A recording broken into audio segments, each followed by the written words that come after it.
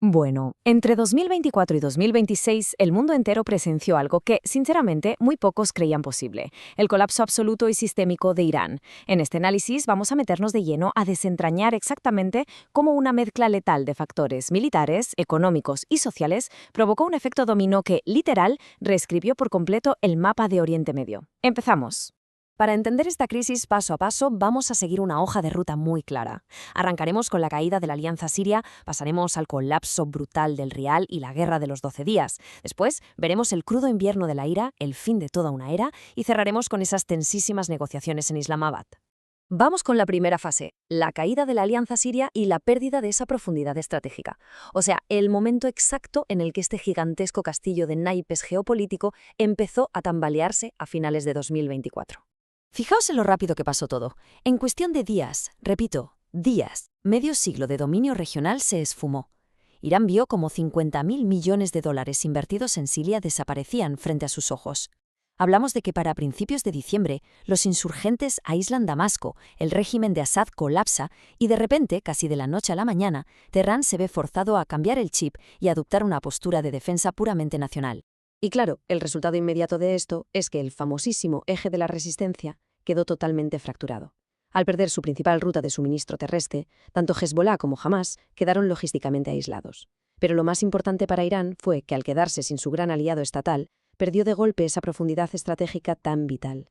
Pasó de ser el gran intocable de la región a convertirse en un blanco facilísimo, súper expuesto a la tormenta que se le venía encima. Lo que nos lleva a la fase 2, el colapso del Rial y la ruptura total del contrato social. Porque claro, perder peso en el exterior fue como echarle gasolina al fuego de una crisis interna brutal durante todo 2025.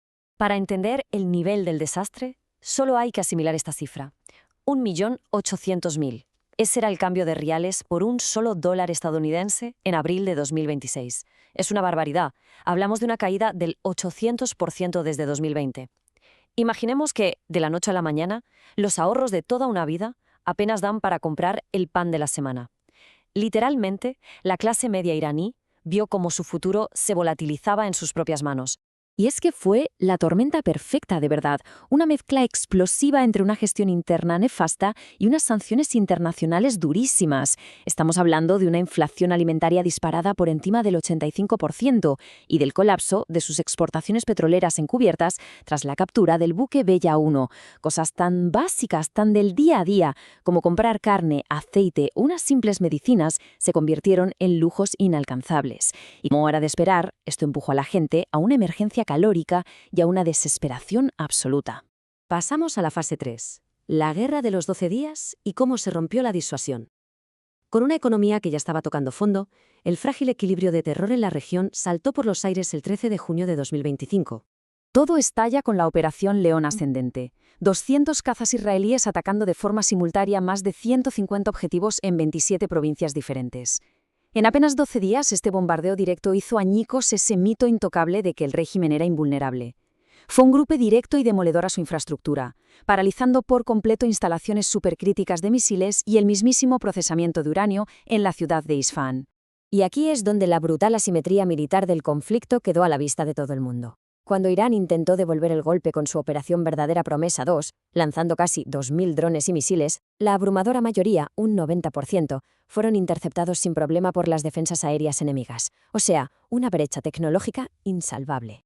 Fue, sin paños calientes, una humillación táctica en toda regla.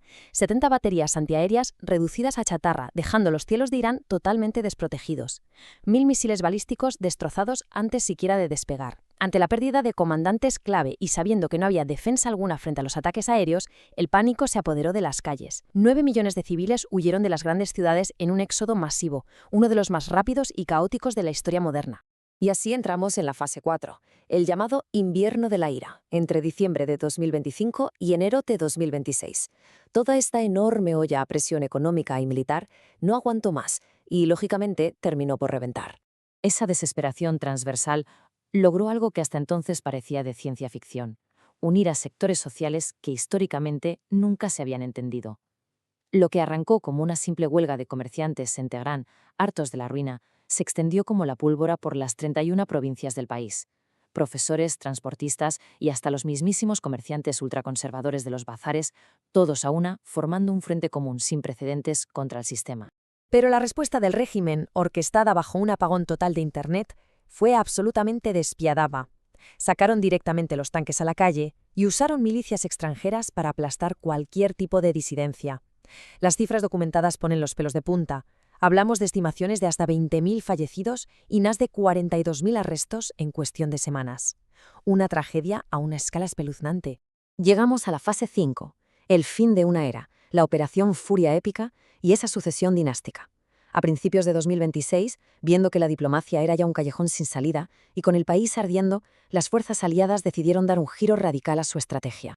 Ese giro culminó a finales de febrero con un ataque de altísima precisión en pleno Teherán que eliminó al líder supremo Ali Khamenei, dejando las instituciones del Estado completamente descabezadas y paralizadas. Literalmente, entre los escombros y en medio del caos total, la cúpula del país se vio obligada a sacarse de la manga una sucesión dinástica súper improvisada solo para intentar mantener la estructura en pie.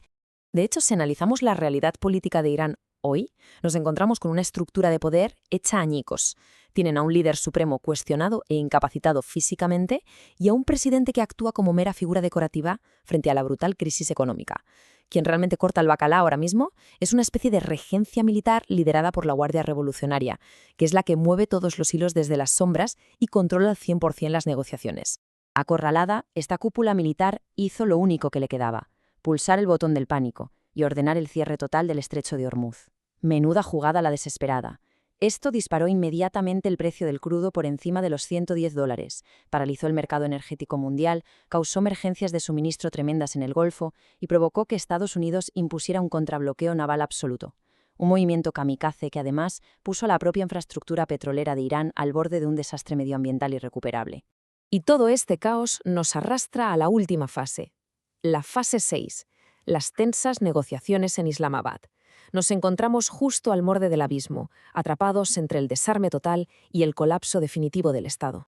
Son las primeras conversaciones directas al más alto nivel desde 1979, pero las cosas como son, las posturas son agua y aceite. Por un lado, el plan estadounidense exige desmantelar absolutamente todo lo nuclear y reabrir Hormuz incondicionalmente. Por el otro, Irán exige mantener su programa de enriquecimiento civil y que, encima, les paguen reparaciones económicas multimillonarias. Como es evidente, arrancan desde posiciones que chocan de frente. Y mientras debaten, el reloj no perdona. A finales de abril de 2026, las negociaciones ya estaban en un punto muerto absoluto. El Estado iraní es ahora mismo un gigante con pies de barro, sobreviviendo a duras penas como una economía de subsistencia sostenida por el mercado negro. El país entero pende de un hilo diplomático porque cualquier mínimo fallo o tropiezo en estas conversaciones en Pakistán corre el altísimo riesgo de desintegrar la autoridad central de Teherán para siempre. De hecho, el presidente estadounidense Donald Trump lo dejó clarísimo en abril de 2026 con unas declaraciones tajantes. El régimen iraní se encuentra en un estado de colapso. Ante una administración tan herida y acorralada en una esquina, la comunidad internacional ha optado por ejercer una presión máxima, siendo implacable y exigiendo lo que, a efectos prácticos, es una rendición incondicional. Si nos tomamos un respiro para mirar el panorama general, más allá de la fría geopolítica, el coste humano y económico de esta etapa es devastador. Miles de bajas militares, decenas de miles de civiles asesinados en las calles y un agujero económico de más de 270.000 millones de dólares. Son cifras astronómicas que reflejan una sociedad rota y unas cicatrices que lamentablemente van a tardar generaciones enteras en sanar. Y aquí es donde nos encontramos ahora mismo, con el mundo entero cruzando los dedos y mirando hacia Islamabad. La gran pregunta que nos queda en el aire no solo si estas negociaciones evitarán la desintegración total de la República Islámica. La verdadera incógnita es, cuando el polvo finalmente se asiente sobre un Oriente Medio completamente transformado, ¿quién tendrá verdaderamente las llaves del mercado energético global del siglo XXI?